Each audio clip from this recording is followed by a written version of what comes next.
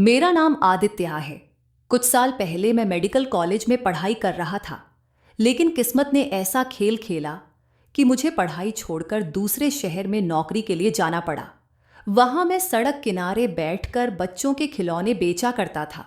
एक दिन एक नकाब पहनी हुई लड़की मेरे पास आई और उसने मुझसे ऐसी बात कही जिसने मेरे होश उड़ा दिए। मैंने कई दिन उस लड़की के साथ बिताए, लेकिन कभी उसका चेहरा नहीं देखा। वो हमेशा नकाब लगाए रहती थी।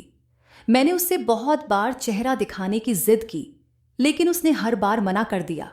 वह कहती थी, जब सही समय आएगा तब मैं तुम्हें अपना चेहरा दिखाऊंगी। आखिरकार जब उसने अपना चेहरा दिखाया तो मैं स्तब्ध रह गया, क्योंकि वह तो मेरी। कुछ साल पहले हम काफी अमीर थे। मेरे पापा इनकम टैक्स ऑफिसर थे। एक दिन उन्होंने एक बड़े आदमी के घर छापा मारा, जहां बहुत सारा गैर कानूनी पैसा मिला। वह आदमी गिरफ्तार हो गया, लेकिन बदले में उसके बेटे ने हमारे पापा को झूठे केस में फंसाकर जेल भिजवा दिया। हमने पापा को जेल से रिहा कराने की बहुत कोशिश की, लेकिन कुछ नहीं हुआ। अमीर लोग पैसे से सब कुछ कर सकते हैं। हमारे पास भी पैसा था, लेकिन उनकी दौलत के सामने कुछ भी नहीं था। मैं उस वक्त मेडिकल की पढ़ाई के लिए हॉस्टल में रहता था। जब घर की हालत का पता चला तो तुरंत घर आ गया। पापा बहुत ही सादगी पसंद इंसान थे। जेल की यातना झेलते झेलते उन्होंने वहीं आत्महत्या कर ली। उनकी मौत ने हमें तोड़कर रख दिया। मैं 3 बहनों का इकलौता भाई था और मेरी मां अब अकेली रह गई थी। पापा का सपना था कि मैं डॉक्टर बनूं, लेकिन उनकी मौत के बाद घर की हालत खराब होती गई। जो थोड़ी बहुत बचत थी वह कोर्ट कचहरी के चक्कर में खत्म हो गई। मेरी पढ़ाई छूट गई और मुझे कॉलेज छोड़कर घर आना पड़ा। मां की तबीयत दिन ब दिन बिगड़ने लगी और बहनों का रो रोकर बुरा हाल था। मेरी तीनों बहनें जवान थीं और उनकी शादी की फिक्र मुझे खाने लगी। लोग हमारे परिवार को लेकर तरह तरह की बातें करने लगे, जिसकी वजह से रिश्ते भी नहीं जुड़ पा रहे थे। मैंने कभी नौकरी नहीं की थी, लेकिन हालात ने मुझे मजबूर कर दिया। मैंने मेहनत करने का फैसला किया और नौकरी की तलाश में दूसरे शहर चला गया। दूसरे शहर में मैंने एक होटल में वेटर की नौकरी की। दिन में होटल में काम करता और रात में सड़क पर खिलौने बेचता। इस तरह मैंने अपने खर्च निकालकर बाकी पैसे घर भेजना शुरू किया। शहर बड़ा खूबसूरत था, लेकिन यहां भी जिंदगी आसान नहीं थी। त्योहारों पर खिलौने ज्यादा बिक जाते थे, लेकिन बाकी दिन कमाई नाममात्र की होती थी। होटल में भी सिर्फ 3,000-4,000 रुपये महीना मिलता था, क्योंकि वहां पहले से बहुत से वेटर काम कर रहे थे। एक दिन होली का त्योहार था। मैं सड़क किनारे खिलौने बेच रहा था। तभी एक नकाब पहनी हुई लड़की मेरे पास आई। उसके साथ एक छोटा बच्चा भी था। उसने मुस्कुराते हुए मेरे सारे खिलौने खरीद लिए। मैं बेहद खुश था, क्योंकि पहली बार सारे खिलौने एक ही बार में बिक गए थे। लेकिन तभी मैंने देखा कि वह लड़की एक बड़ी सी कार में बैठी। उसका ड्राइवर दरवाजा खोल रहा था। वह किसी अमीर घर की लग रही थी। मेरे मन में सवाल उठा कि इतनी अमीर लड़की मुझसे खिलौने क्यों खरीदने आई थी। वह तो किसी बड़े मॉल से भी खिलौने खरीद सकती थी। जो भी हो, मैं उस दिन बहुत खुश था, क्योंकि मेरी छुट्टी बेकार नहीं गई थी। छुट्टी के दिन की कमाई ने मेरा 1 हफ्ते का खर्चा निकाल दिया था, लेकिन शायद मेरी खुशियां ज्यादा टिकने वाली नहीं थी। जब मैं थका हारा अपने कमरे पर पहुंचा तो मकान मालिक मेरे पास आया और बताया कि मेरे घर से फोन आया था। मेरा मोबाइल खराब हो गया था, इसलिए मैंने घर वालों को मकान मालिक का नंबर दे रखा था। कभी कभी मेरी माँ या बहन मेरा नंबर न लगने पर मकान मालिक को फोन कर लिया करती थीं। घर से फोन की बात सुनकर मैं चिंतित हो गया और मकान मालिक से पूछा, सब ठीक तो है? मकान मालिक ने मुझे कुछ बताए बिना ही फोन नंबर डायल किया और मुझे दे दिया। दूसरी तरफ मेरी बहन की रोती हुई आवाज सुनाई दी। उसे इस हाल में सुनकर मेरा दिल बैठ गया। मैं घर का अकेला सहारा था और मुझे डर था कि कुछ बड़ा अनहोनी न हो गई हो। बहन ने जब बोलना शुरू किया तो उसने एक ऐसी खबर दी जिसने मेरी दुनिया हिला दी। उसने बताया कि माँ की तबीयत बहुत खराब हो गई थी। डॉक्टर ने बताया था कि माँ को कैंसर हो गया है। बहन ने कहा कि इलाज के लिए 60,000 रुपया चाहिए। यह सुनकर मेरा मन पूरी तरह से टूट गया। इतनी बड़ी रकम मैं कहाँ से लाता? मेरे जैसे लड़के के लिए, जो होटल में वेटर और सड़क किनारे खिलौने बेचकर गुजारा कर रहा था, इतनी बड़ी रकम जुटाना किसी पहाड़ चढ़ने जैसा था। लेकिन मां के इलाज के लिए कुछ भी करने का फैसला मैंने उसी समय कर लिया। मैंने अपने होटल के मालिक से पैसे उधार मांगने की कोशिश की। उन्हें अपनी मां की बीमारी के बारे में सब बताया, लेकिन उन्होंने कोई सहानुभूति नहीं दिखाई। उल्टा उन्होंने गुस्से में कहा, यहां हर कोई अपनी परेशानी लेकर आता है, मुझे कोई फर्क नहीं पड़ता, जाओ अपना काम करो। मालिक के इस व्यवहार से मेरा दिल टूट गया। मुझे ऐसा लगा जैसे सारी दुनिया मेरे खिलाफ हो गई है। लेकिन फिर भी मैंने हार नहीं मानी। रात को खिलौने बेचने के लिए बैठा तो वही नकाब वाली लड़की फिर से आई। उसके साथ वही बच्चा था। उसने एक बार फिर सारे खिलौने खरीद लिए। उसने मुझे असल कीमत से ज्यादा पैसे भी दिए। मैं मन ही मन उसे भगवान की तरह मानने लगा था। लेकिन अब मुझे मां के इलाज के लिए 60,000 रुपया चाहिए थे। खिलौने बेचने से इतनी बड़ी रकम जुटाना असंभव था। कुछ दिनों तक वह लड़की नहीं आई। मैं उसकी राह देखता रहा। जब वह कुछ दिनों बाद फिर आई तो उसने मेरे सारे खिलौने खरीद लिए और इसके साथ ही मुझे एक ऑफर दिया। उसने कहा, तुम मेरे घर काम कर सकते हो। यह सुनकर मैं चौंक गया। मैं काफी देर तक उसे देखता रहा। वह नकाब के अंदर से शायद मुस्कुरा रही थी। मैंने हकलाते हुए पूछा, क्या आप सच में मुझे नौकरी देना चाहती हैं? मैं तो एक मामूली खिलौने बेचने वाला हूं। मेरे पास कोई खास हुनर नहीं है। आप मुझसे क्या काम करवाना चाहती हैं? उसने कहा, तुम्हें हर महीने 25,000 रुपया मिलेंगे। तुम्हें ज्यादा कुछ नहीं करना होगा, बस जो मैं कहूंगी वो करना होगा। उसकी बात सुनकर मैं हैरान था। यह रकम मेरी उम्मीदों से कहीं ज्यादा थी। मैंने हिम्मत करके पूछा, क्या सच में आप मुझे हर महीने 25,000 रुपया देंगी? वह लड़की मुस्कुराते हुए कहने लगी, हाँ, मुझे तुम्हारे जैसे मेहनती और ईमानदार इंसान की जरूरत है। तुम्हारी मेहनत देखकर मुझे यकीन हो गया कि तुम सही इंसान हो। नौकरी के बाद भी तुम सड़क किनारे बैठकर बच्चों के खिलौने बेचते हो। ये तुम्हारे जुझारूपन को दिखाता है। अगर तुम मेरे साथ चलो तो मैं तुम्हारे रहने का इंतजाम भी कर दूंगी और तुम्हारी सारी परेशानियां खत्म हो जाएंगी। बस मेहनत और ईमानदारी से काम करना होगा। उसकी बात सुनकर मैंने सोचा कि 25,000 रुपया महीना बहुत बड़ी रकम है, लेकिन मन में डर भी था कि कहीं यह गैर कानूनी काम तो नहीं। मैंने उसे साफ साफ कह दिया, मैं मेहनती हूं पर कोई भी गलत काम नहीं कर सकता। मुझे अपनी वेटर की नौकरी भी बचानी है। यह सुनकर वह हंस पड़ी और बोली, मैं क्यों तुमसे कोई गैर कानूनी काम करवाऊंगी? मैं भी एक शरीफ परिवार से हूं। अगर कुछ गलत होगा तो सबसे पहले मैं ही फंसूंगी। तुम निश्चिंत रहो। उसकी बातों से मुझे थोड़ा भरोसा हुआ, लेकिन 25,000 रुपया जैसी बड़ी रकम के बदले कौन सा काम करवाया जाएगा, यह सोचकर मैं उलझन में था। जब वह बार बार कहने लगी, सोचने में इतना वक्त क्यों लगा रहे हो? बताओ, कब से काम शुरू करोगे? तो मैंने फैसला किया कि किस्मत का दरवाजा बार बार नहीं खुलता। मैंने अपनी खिलौनों की टोकरी उसकी गाड़ी की डिग्गी में रख दी और उसके साथ चल दिया। गाड़ी में बैठकर मैं सोच रहा था कि इतनी बड़ी रकम का काम कैसा होगा। गाड़ी रफ्तार से चल रही थी और कुछ ही देर में एक आलीशान बंगले के सामने रुक गई। ड्राइवर ने गाड़ी का दरवाजा खोला। वह लड़की मेरा हाथ पकड़कर अंदर ले गई। बंगला देखकर मैं दंग रह गया, लेकिन मुझे एक बात खटक रही थी। उसने अब तक अपना नकाब नहीं हटाया था। अंदर जाते ही उसने नौकरानी को बुलाकर कहा, साहब को उनका कमरा दिखा दो।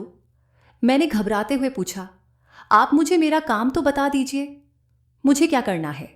वह मुस्कुराई और बोली, इतनी जल्दी क्या है? पहले आराम करो, खाना खाओ, बातें बाद में होंगी। तुम्हें पूरी जिंदगी मेरे साथ काम करना है। नौकर ने मुझे मेरा कमरा दिखाया। वह इतना बड़ा और खूबसूरत था कि मैं हैरान रह गया। अब तक मैं एक छोटे से कमरे में किराए पर रह रहा था। कमरे में जाकर मैंने सोचा कि कहीं यह सब सपना तो नहीं। फिर मैं फ्रेश हुआ। थोड़ी देर बाद नौकर ने बताया कि खाना तैयार है। डाइनिंग टेबल पर बैठकर मैंने देखा कि वह लड़की अब भी नकाब में थी। मैंने पूछ लिया, क्या आप अपना चेहरा नहीं दिखाएंगी? उसने कहा, वक्त आने पर सब पता चल जाएगा। अभी बस इतना याद रखो कि तुम्हें मेरे साथ काम करना है। खाना खाने के बाद मैं अपने कमरे में आ गया और सो गया। अगले दिन उसने मुझे बुलवाया और कहा, तैयार हो जाओ, आज तुम्हें मेरे साथ एक पार्टी में चलना है। यह सुनकर मैं चौंक गया। भला मैं यहां काम करने आया था, लेकिन यह पार्टी में ले जाने की बात कर रही थी। थोड़ी देर बाद तैयार होकर मैं गाड़ी में बैठ गया। गाड़ी एक बड़े शादी हॉल के सामने रुकी। अंदर पहुंचकर उसने मेरा हाथ पकड़ लिया और स्टेज पर ले गई। फिर सबके सामने उसने कहा, यह मेरे पति हैं। यह सुनकर मैं अवाक रह गया। गुस्से और हैरानी से मेरी बोलती बंद हो गई। आगे की कहानी में तनाव बढ़ता है और लड़के की उलझनें गहरी होती हैं। वह यह समझने की कोशिश करता है कि लड़की उससे क्या चाहती है और उसकी जिंदगी इस नए मोड़ पर कहां जा रही है। शादी में लगभग सभी लोग उसे प्रज्ञा कहकर बुला रहे थे। हर कोई आकर उसे बधाई दे रहा था और मुझे भी बधाई दे रहा था। सबने कहा, प्रज्ञा, तुम्हारा पति तो बहुत अच्छा इंसान लगता है। हम वहां करीब 2 घंटे रुके और फिर वापस घर लौट आए। घर पहुंचते ही मैंने उससे पूछा, तुमने सबके सामने क्यों कहा कि मैं तुम्हारा पति हूं? यह झूठ क्यों बोला? वह शांत स्वर में बोली, यही तो तुम्हारा काम है और इसके लिए ही मैं तुम्हें पैसे दे रही हूं। मैंने कहा, लेकिन झूठ बोलना तो गलत है, यह पाप है। वह मुस्कुराई और बोली, झूठ मैंने बोला है, तुमने नहीं। पाप की सजा मुझे मिलेगी, तुम्हें नहीं। तुमने तो कुछ कहा भी नहीं। तुम्हें बस मेरे साथ खड़ा रहना है और अगर कोई पूछे कि मैं तुम्हारी कौन हूं, तो यही कहना है कि मैं तुम्हारी पत्नी हूं। उसकी बातें सुनकर मैं चौंक गया। वह मुझसे झूठ बुलवाने पर क्यों तुली थी, यह समझ नहीं आ रहा था। अब मेरा एकमात्र मकसद यही था कि किसी तरह उसका चेहरा देखूं, लेकिन वह तो घर में भी अपना चेहरा ढंग के रहती थी। मैंने कई बार उसके कमरे में जाकर उसे देखने की कोशिश की, लेकिन हर बार नाकामयाब रहा। 1 महीने बाद उसने वादे के मुताबिक मुझे 25,000 रुपया दिए। मैंने तुरंत वह पैसे अपनी मां के इलाज के लिए घर भेज दिए। इस दौरान मैंने महसूस किया कि उस बड़े से बंगले में वह अकेली रहती थी। उसके सिवा वहां सिर्फ नौकर चाकर थे। फिर एक दिन मैंने देखा कि वह एक बुजुर्ग व्यक्ति को व्हील चेयर पर बैठाकर ला रही थी। मैं हैरान था कि ये कौन है। प्रज्ञा ने मुझे बुलाया और कहा, दादाजी, ये मेरे पति हैं। दादाजी यह सुनकर बेहद खुश हुए और उन्होंने हमें आशीर्वाद दिया। बाद में प्रज्ञा ने मुझे बताया कि वह बुजुर्ग उसके दादाजी हैं और उन्हें कैंसर है। प्रज्ञा ने कहा, मेरे दादाजी ने मुझे बचपन से पाला है। अब डॉक्टर ने कह दिया है कि उनके पास जीने के लिए ज्यादा वक्त नहीं है। उनकी आखिरी ख्वाहिश है कि मेरी शादी हो जाए, लेकिन मैं जिससे प्यार करती हूं वह मुझसे प्यार नहीं करता। फिर भी मैं उसी का इंतजार करूंगी। मैंने पूछा, तो तुम मुझसे यह नाटक क्यों करवा रही हो? वह बोली, मैं अपने दादाजी के आखिरी दिनों को खुशहाल बनाना चाहती हूं। तुम्हें बस यह दिखाना है कि हम पति पत्नी हैं, ताकि वे सुकून से दुनिया से जा सकें। यह मेरे लिए बहुत जरूरी है। प्रज्ञा ने यह भी बताया कि हम जिस शादी में गए थे वह उसके चचेरे भाई की शादी थी। वह अपनी बुआ को भी यकीन दिलाना चाहती थी कि उसकी शादी हो चुकी है। अगर बुआ को शक होता तो वे दादाजी को सब सच बता देती और उनका दिल टूट जाता। इसलिए मुझे तुमसे यह नाटक करवाना पड़ा। प्रज्ञा का यह सुनकर मेरे मन में उसके लिए इज्जत बढ़ गई। मैंने कहा, मैं तुम्हारा साथ दूंगा, लेकिन कब तक तुम उस लड़के का इंतजार करोगी? वह बोली, जब तक उसे मेरे प्यार का एहसास नहीं होता मैं इंतजार करूंगी। मुझे प्रज्ञा के साथ रहते हुए 3 महीने हो गए थे। इन दिनों में मैंने अपने घर पैसे भेजे और मां के ऑपरेशन का इंतजाम भी कर दिया। मेरी बहन ने फोन कर बताया कि 2 दिन बाद मां का ऑपरेशन है और मुझे घर जाना होगा। जब मैंने यह बात प्रज्ञा से कही तो वह बोली, तुम नहीं जा सकते। अगर तुम गए तो दादाजी को शक हो जाएगा। मैंने कहा, तुम दादाजी को कोई बहाना बना दो कि मैं काम से बाहर गया हूं। लेकिन प्रज्ञा ने साफ मना कर दिया और कहा, यह संभव नहीं है, तुम्हें यहीं रहना होगा। अब मैं बेहद उलझन में था। मेरे सामने एक तरफ मेरी मां का ऑपरेशन था और दूसरी तरफ प्रज्ञा के दादाजी की ख्वाहिश। मुझे समझ नहीं आ रहा था कि मैं क्या करूं। दादाजी की तबीयत इन दिनों बहुत खराब थी। प्रज्ञा ने कहा, कभी भी कुछ भी हो सकता है और मेरा साथ देने वाला यहां कोई नहीं, तुम्हें मेरे साथ रहना पड़ेगा। उसकी जबरदस्ती पर मुझे गुस्सा आ गया। मैंने कहा, तुम मुझ पर इतना दबाव नहीं डाल सकती। मैं तुम्हारा काम करता हूं और बदले में तुम मुझे पैसे देती हो। मेरी मां का ऑपरेशन होना है। जैसे तुम्हारे लिए तुम्हारे दादाजी प्यारे हैं, वैसे ही मेरी मां भी मुझे बहुत प्यारी है। प्रज्ञा ने बहुत कोशिश की मुझे रोकने की, लेकिन मैं नहीं रुका।